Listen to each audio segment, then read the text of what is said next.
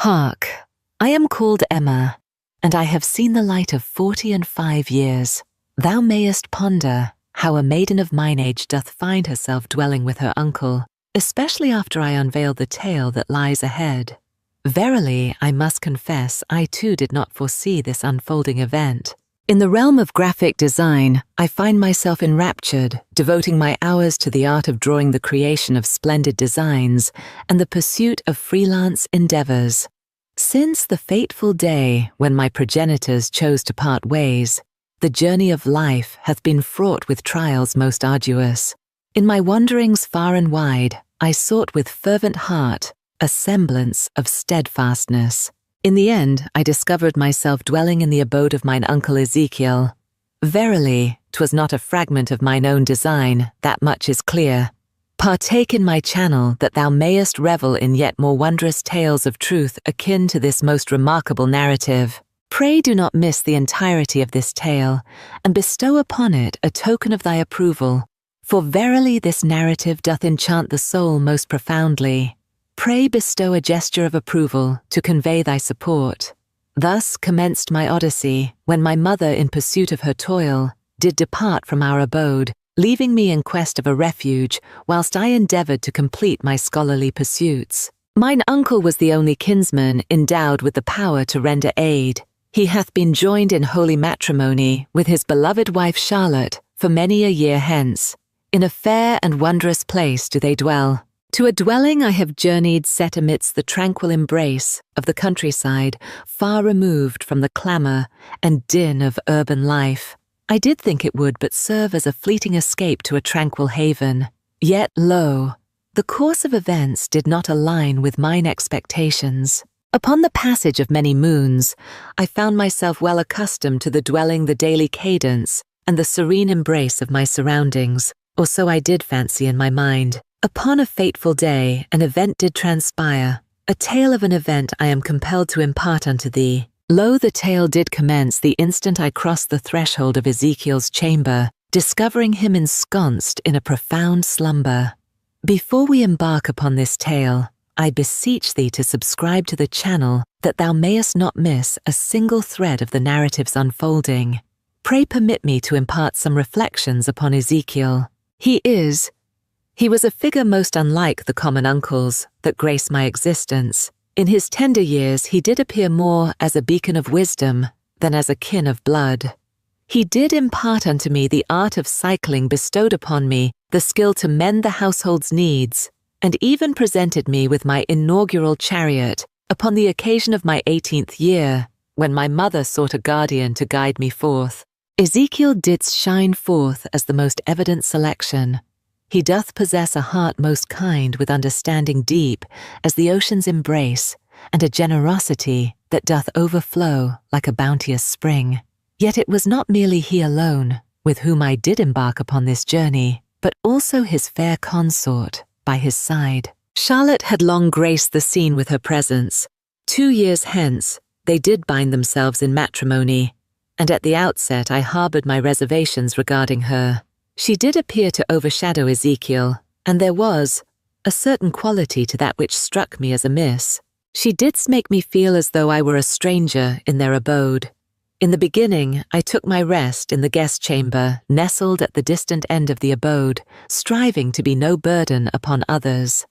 As the sands of time did flow, the discomfort waned, and fair Charlotte began to impart her wisdom on the arts of cookery, the tidiness of hearth and home, and sundry domestic affairs. Though we were not the closest of companions, the air betwixt us was far more serene than in times of yore. I did hold fast to the hope that fortune's wheel did turn in favour of brighter days. Of late, mine eyes have beheld a matter that doth escape my comprehension. The more time I spent in Ezekiel's company, the deeper my yearning did flourish.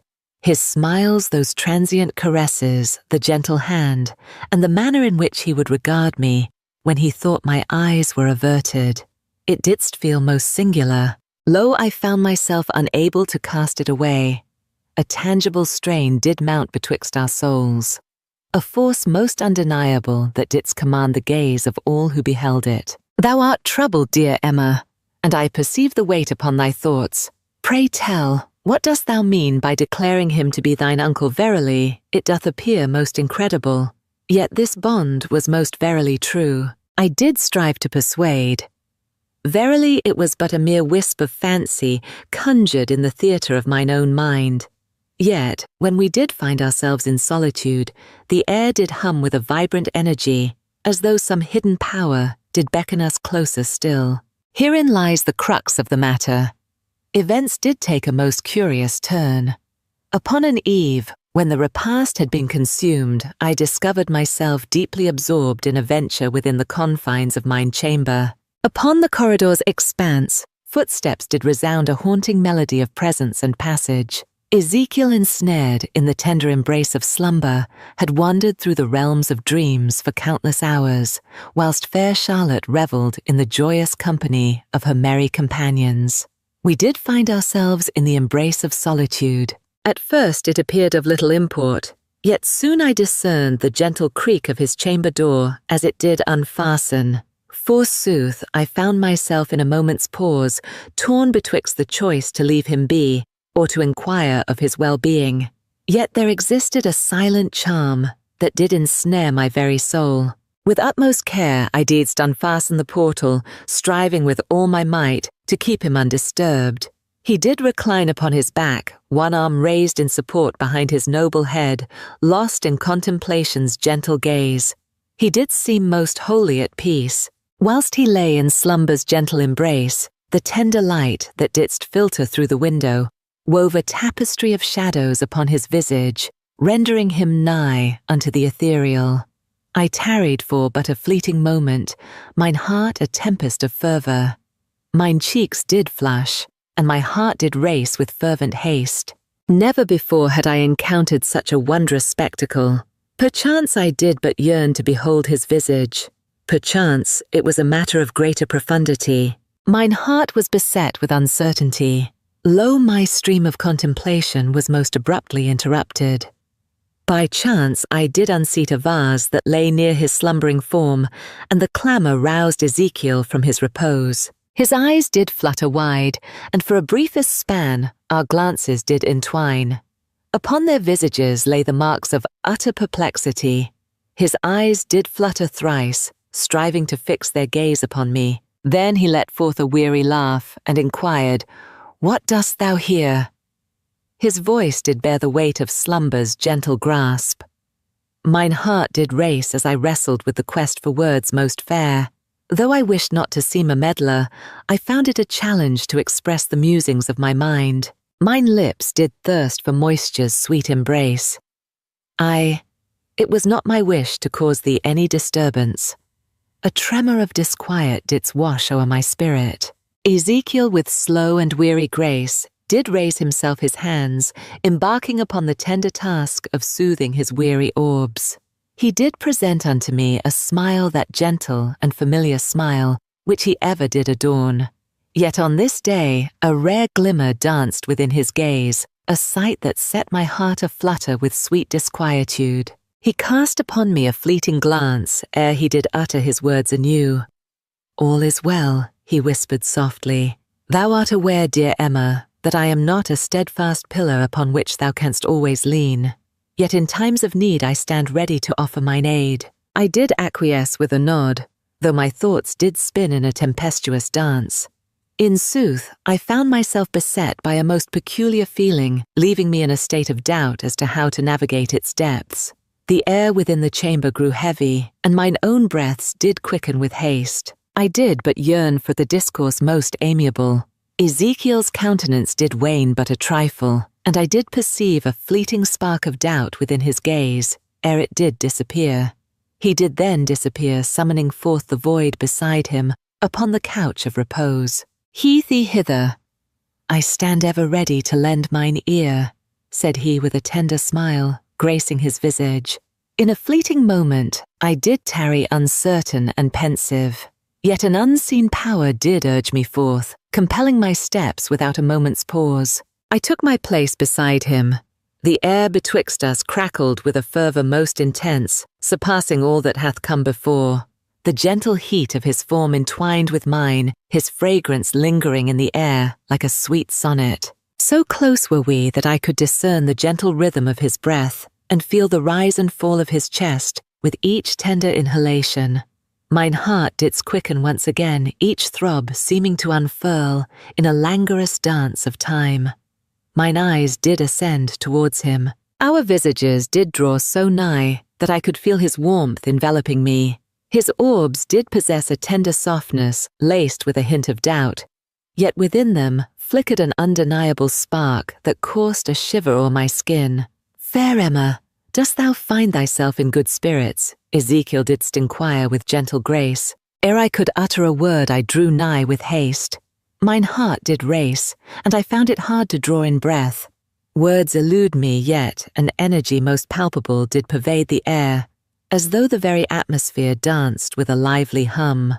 Ezekiel lingered near his gaze, fixed upon mine, with a depth most profound. In stillness we were shrouded, yet his breath did quicken, reflecting mine in kind. The air within the chamber didst grow markedly more temperate. The stillness that did surround us grew ever more oppressive, as each unvoiced thought did linger in the atmosphere. Mine thoughts did whirl about in tempestuous fashion.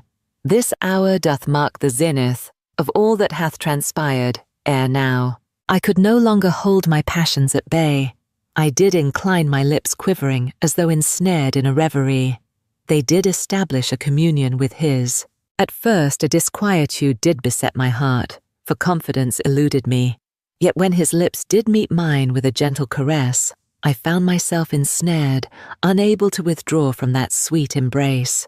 Mine own thoughts did cry out for me to cease, yet my form did stubbornly refuse to heed their call. This was of utmost import to mine own self. This is that which I did long for. Ezekiel's hand did softly cradle my cheek, drawing me ever closer to his warm embrace.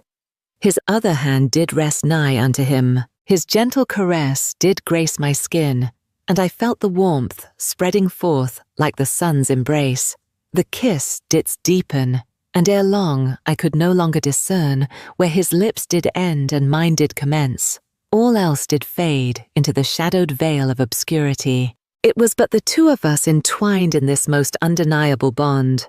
My thoughts did whirl in a tempest of confusion and guilt, yet there remained an odd sensation that this was perchance how fate intended it to be. What pursuits did we engage in? What does make it feel so profoundly vital?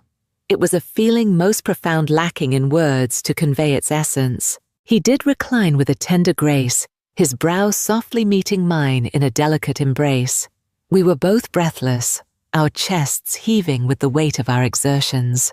With every tremulous and languid breath, I sensed his pulse upon my skin, harmonizing with the cadence of mine own heart. "Oh, Emma!"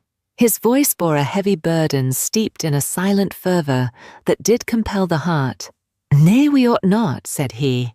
Yet I found mine own heart beset with doubt upon that very assurance. Verily, I did agree. A mighty impulse stirred within my breast, urging me forth to persevere. Softly I did extend my hand, entwining my fingers with his in a tender embrace. He did abide near. Instead, his fingers did entwine with mine, grasping with equal fervour.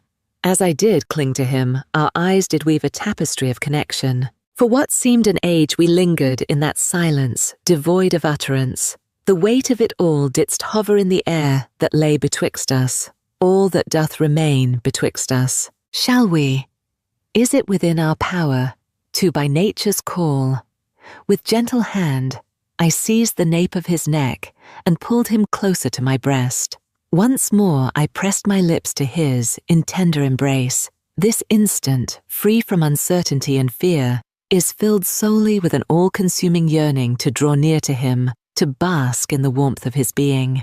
Ezekiel's hand didst glide upon my back, drawing me in ever tighter still. The union of our forms didst conjure an all-consuming fervour. Yet I found myself in a state of uncertainty regarding the course upon which this venture doth tread. Verily, it bore no weight upon my heart. In that fleeting moment, I yearned to linger with naught but our two souls in attendance. Mine heart did race within my breast. His lips did softly brush against my neck, bestowing tender kisses upon my skin. His breath did softly kiss mine, ear igniting a tremor, swift as lightning down my spine. It was an experience most singular, unlike any I had ever beheld, most potent, most formidable indeed, and somewhat askew yet thrilling in a fashion I found most difficult to express. "Art thou truly certain of this matter?" He whispered soft against my flesh, his tone laden with desire most profound. "Mine heart doth not desire to bring thee pain. With mine eyes closed I wrestle to unearth mine own voice. Each sinew of my soul did plead for respite, to withdraw from this path. Yet I found myself powerless to comply. The yearning didst overwhelm the soul. The weight of its necessity did pierce my very soul. I did choose to shun the contemplation and examination of aught. All I yearned for was to dwell in his presence. Verily, with gentle whispers, my fingers did glide o'er his noble chest, perceiving the warmth of his skin beneath my tender touch. Mine heart doth yearn for this, Ezekiel. Mine heart doth yearn for thee. Once again his lips did seek the tender meeting of mine, and lo, this kiss was deep and imbued with a fervent haste. There exists no path to retrace my steps henceforth. Within these confines, naught else bore weight or meaning. What didst truly matter was the path taken. He didst awaken within me a sense of longing of necessity, rendering my spirit more resplendent than e'er before. The chamber seemed to constrict around us, as if the very walls conspired to draw us ever nearer to their embrace. The lights that once did grace our presence did wane, thus deepening the sacred bond that twixt us lay. Each gentle caress, each fervent kiss, bore the heavy burden of a vow for a bond more profound, a connection we both felt, yet could not fully seize, yet our hearts yearned to unveil. His heart did thrum in concert with mine, weaving a melody both steadfast and soothing to the soul. Though a stubborn remnant within me doth cling to the shadows of denial, a greater portion hath yielded wholly to the tide of fate. It hath transcended the bounds of its former self. Only gentle pecks. It was a bond most inexplicable, a connection profound that didst elude mine own power to articulate. Utterances. This longing hath dwelt within my heart for ages untold. Ezekiel whispered his breath gentle and alluring upon my lips. With great effort did I endeavour to comprehend his utterances, whilst mine hands did wander o'er his form, delineating the noble curves of his sinews, beneath the tender veil of his flesh, perceiving the heat of his being, and the subtle reactions to my caress. Yet at this juncture there lay no path to retreat. There existed a most potent bond twixt us, drawing our souls ever closer in sweet embrace. Neither did we foresee that time would halt in that instant, as we were wrapped in each other's essence, the tender rhythm of our kisses, the fervour of our clasp. Forsooth in that moment, all did seem most wondrously right. In that quietude of the chamber, we did rise above the mark of an impure kin. We were but two spirits entwined in a bond that did surpass all that I had known before. The air betwixt Ezekiel and I was thick with a tension most palpable. Neither of us did move, nor gave voice to a sound. Lo, the tranquil hush was pierced by the mournful groan of the front door, which did creak ajar below. We both did remain as statues, unmoving in the quietude of the moment. Mine heart did race with fervent haste, as I did swiftly put space twixt myself and Ezekiel, a tempest of dread surging through my breast. What deed have we wrought this day? What does transpire twixt us? A tide of remorse did wrap around my heart. Upon the stage of my mind a tempest did arise, overwhelming in its might. Yet beneath the tumult, a subtle essence did persist, whispering of truths unspoken. In the throes of turmoil, I found myself ensnared by the weight of recent events, and the truth that we were bound in a web most arduous to forsake. Ezekiel didst linger in silence for a brief spell. His gaze did steadfastly rest upon me, yet the countenance he bore did slip from my grasp of comprehension. The warmth did linger twixt us, that closeness which yet remained unshattered. O Emma fair and bright, thou dost shine like the morning star. He didst murmur his voice strained, ere he ventured to utter aught further. Then did footsteps echo from yonder heights, strides. Ezekiel didst perceive a voice echoing through the air. It did strike me with great swiftness, and my heart did sink low within my breast. Verily, it was Charlotte. From my slumber I did leap my breath a tempest of swift and shallow sighs. In sooth, I found myself utterly bereft of counsel, adrift in a sea of uncertainty. Mine thoughts did whirl in tempest's grip, yet no escape did I uncover. Shall I indeed approach her after all that hath unfolded betwixt us? The portal to Ezekiel's chamber did gently creak ajar. There she stood, fair Charlotte, framed in the threshold's embrace. Wonderment did grace her visage, as if the very heavens had conspired to unveil a marvel before her eyes. Her eyes did dance betwixt Ezekiel and myself, a manifest token of her bewilderment. Emma, with a brow furrowed in discontent, didst cast her discerning gaze upon the realm that lay before her. Good Sir Ezekiel, what dost thou perceive in this moment? Her voice did quaver, yet there remained a whispering intuition, an instinct that did murmur unto her that all was not as it should be. My visage turned ashen, as though all hue had fled from its countenance.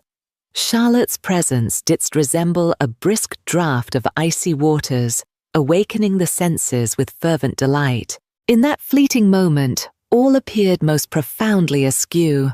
It was a task most arduous to express a riddle, most perplexing to grasp the occurrences that had but recently transpired betwixt Ezekiel and myself. My throat did tighten as I wrestled with the words that danced upon my tongue, yearning for release. In a moment of doubt, I found myself at a loss, pondering how best to reply. Ezekiel did sit upon the very brink of the bed's embrace. Seemed as though both were cast upon the same tempestuous sea, lost and without direction. He didst rub the nape of his neck, a manifest token of his discomfiture and doubt in seeking the fitting words to elucidate the matter. Charlotte's eye did wander from him to me, and an unvoiced bond did hang in the ether twixt us.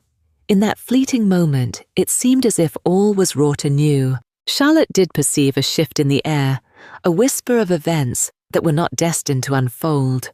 Yet instead of revealing wrath or discontent, her gaze mirrored a deep and troubling melancholy. Upon her entrance to the chamber, she did softly close the portal that lay behind her. She did stand behind her, and lo, her presence was so potent that the whole chamber did fall into silence, akin to the hush that doth precede a tempest's wrath. Emma, thou must seize a truth of great import. Charlotte did softly declare, her voice imbued with a tenderness most unexpected. There lies a depth to this matter, a truth beyond the grasp of both thyself and thine companion. Mine eyes beheld her, and in my mind a storm of confusion did rage. What purpose did she seek to unveil? What further wonders lay beyond? The hush didst remain a heavy shroud long after fair Charlotte took her leave. Her utterances did abide amidst the tumultuous fray. Her tranquil understanding and readiness to lend aid did kindle a flicker of hope I had not foreseen. Fair Charlotte in her grace bore no ire. She didst keep us all within her fold. Instead, she bestowed upon us a chance, a fleeting glimpse that trembled and faltered, yet verily it was present. With a fleeting glance, I beheld Ezekiel. His visage bore a tapestry woven of regret, doubt, and a fleeting sentiment that danced just beyond my grasp. He did avert mine eyes, his hands entwined in a fidgeting dance of unease. Upon mine own heart, I felt the weight he bore from the fateful happenings that had transpired, how our destinies did intertwine in unforeseen manner. As I did muse and reflect, the more I probed into the matter, the more it dawned upon me that none of this was woven into the fabric of any mortal's design. Events did transpire beyond our grasp, as fate would have it. In my mind there existed but one certainty. We could not with ease dismiss it or feign that naught had transpired. Verily, Charlotte was most assuredly in the right regarding that matter. All these perplexing feelings, all affairs did demand a bold encounter and a swift resolution. I didst murmur, mine voice quaking ever so slightly. What course of action shall we undertake now? Ezekiel didst gaze upon me, his eyes overflowing with a multitude of sentiments. Alas, dear Emma, I find myself in a state of uncertainty. Mine heart doth waver, caught in a tempest of uncertain feelings and musings. Verily, I find myself in a state of uncertainty. Is it meet and right that I should harbour feelings of ire, shame, or any sentiment that stirs within my breast? His voice did break, disclosing the tempest that raged within his breast. He found himself ensnared in the delicate web of affection we did share, whilst bound by the solemn vows to his beloved Charlotte, his wife. This matter, alas, could not find resolution in but a single discourse. It was not so simple as that I do declare. He drew in a breath profound and approached with measured grace. Mine heart did yearn to extend a hand of solace unto him. Yet I did ponder if that were the fitting path to tread. Verily, I found myself in a quandary, uncertain of the path that lay before me. Not for a moment more. With a heart weighed down by uncertainty, I did softly murmur, I fear we cannot mend all matters in this fleeting hour. Yet I hold it to be of utmost import that we in earnest speak with veracity and partake in discourse most genuine. This matter doth possess a complexity too profound to be cast aside as if it were naught but a fleeting shadow.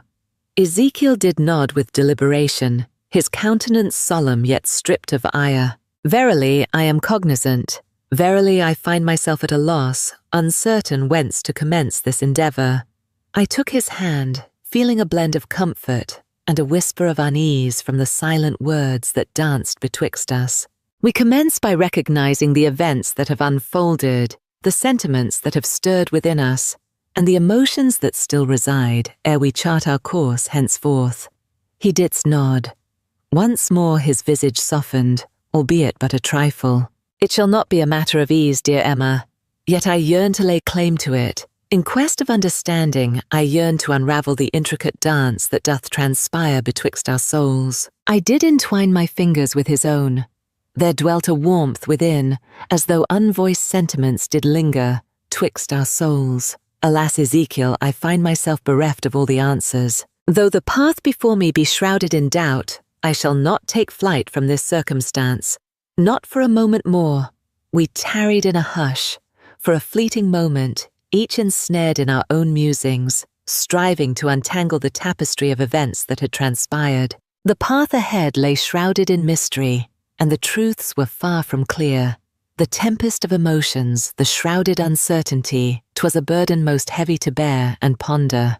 Yet what fair Charlotte did present unto us appeared as a radiant beacon of hope, a chance to face our trials together and steer through the tumult that beset us. Once more I cast mine eyes upon Ezekiel, and for the first occasion I felt that come what may, we would face the morrow with earnest hearts. A perfect remedy did slip through our fingers, and no easy path to freedom lay before us. Yet a faint spark of hope did linger still, yearning for the restoration of clarity, and perchance something yet beyond. As I reclined, my thoughts did swirl with boundless possibilities. I found myself in deep reflection upon Charlotte and her utterances. Her serene composure and profound wisdom didst reveal a path I had not perceived to be in existence. She had neither cast us aside nor laid upon us her scornful words. Instead, she granted us the liberty to ponder, to grasp the events that had unfolded. What dost thou suppose shall ensue? What wonders may arise, should we lay bare the profound depths of our abiding sentiments? Shall we advance, or shall we linger in doubt? Is it not a weighty burden upon the heart? Those queries may bide their time for a more fitting hour. In this very instant, it was but Ezekiel and I ensconced in the serene embrace we both cherished. Obscurity, a veil of uncertainty, doth shroud the truth. We both did perceive that naught would ever revert to its former state. Our sole recourse lay in pressing onward whatever trials that may bring, and to seek a path through it as a united band.